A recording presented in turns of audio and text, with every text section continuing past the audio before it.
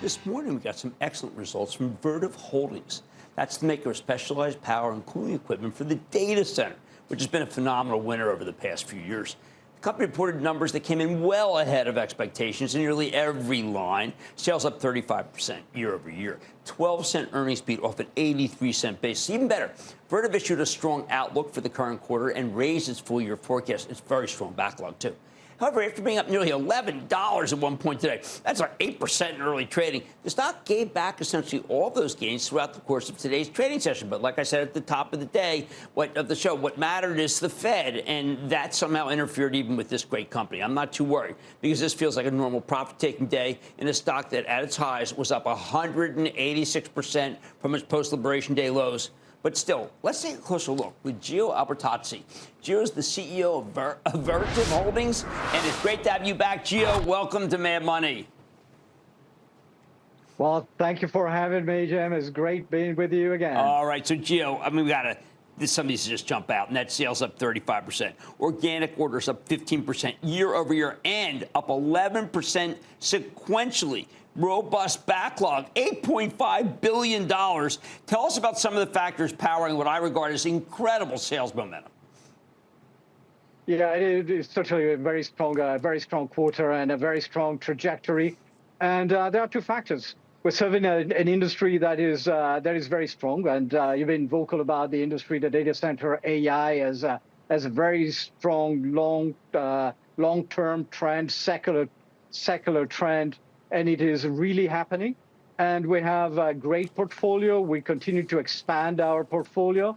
And in this market, we're taking also market share. We're growing more than the market, as we promised to our investors already when we had our investor day in 23 and in 24. So it's happening. Well, I thought it was very interesting. I know Dave Cote starts your call. Dave, we know from previously from Honeywell.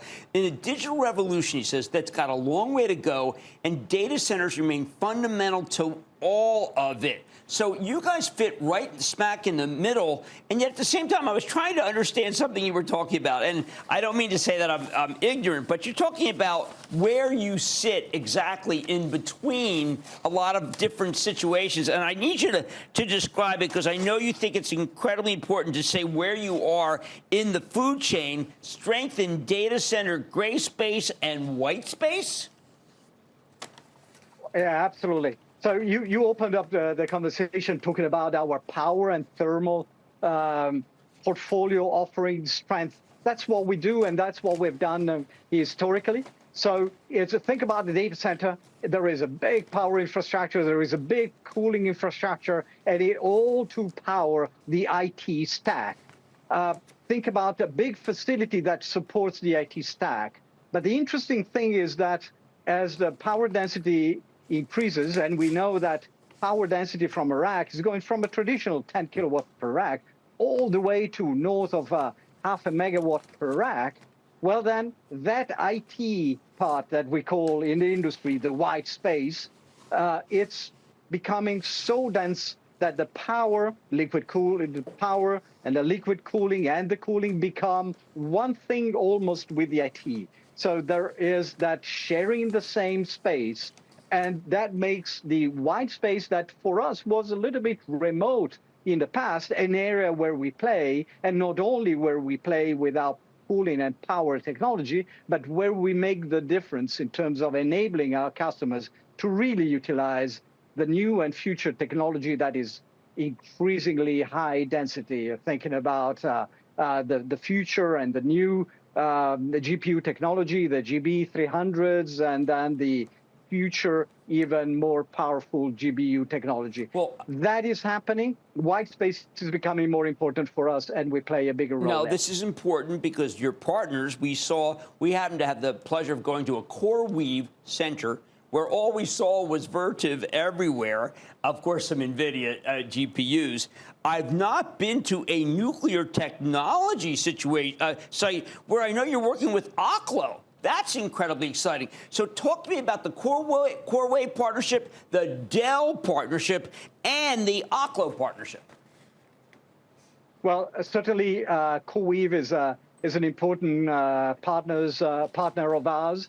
and we're extremely proud of having been part, together with Dell, of enabling the first colo level GB300 deployment. And really, it's a collaboration with NVIDIA, with Dell, with CoreWeave. Our cooling technology was an important part of that stack. So clearly, working with all these enormously important players.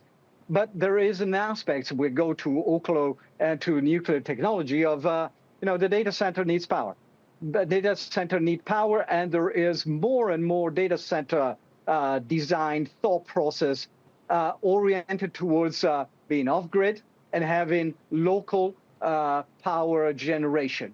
And certainly, small nuclear reactors are certainly a credible solution, maybe a little bit out in terms of time, but it's going to happen. All right. So that comes, of course, with the need to power and cool that part together in an integrated manner with the rest of the data center. That's what we do. I think you're going to be around a long time, so that is absolutely right to be focused on. One last thing I do want to be concerned with, margin pressure, particularly from operational inefficiencies, but also from tariffs. You mentioned that tariffs were higher than anticipated. It hurt the supply chain and manufacturing transition.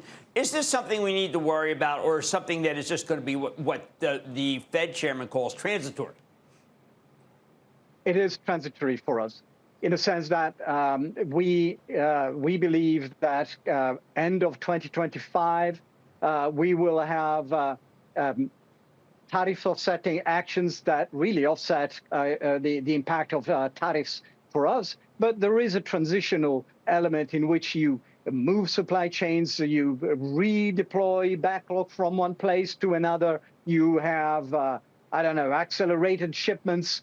There is a lot of work in terms of bringing a supply chain and manufacturing footprint from one place to the new place that really offsets the tariffs. But there is also an element of pricing in the tariffs that, of course, is kicking in. So there are a lot of things at play, and we call this really the transitory cost of tariffs. But also, one thing that I like to say is we've been growing the Q2 at 35%, and put tariffs and tariff supply chain reconfiguration with that. That's a lot of stuff going on.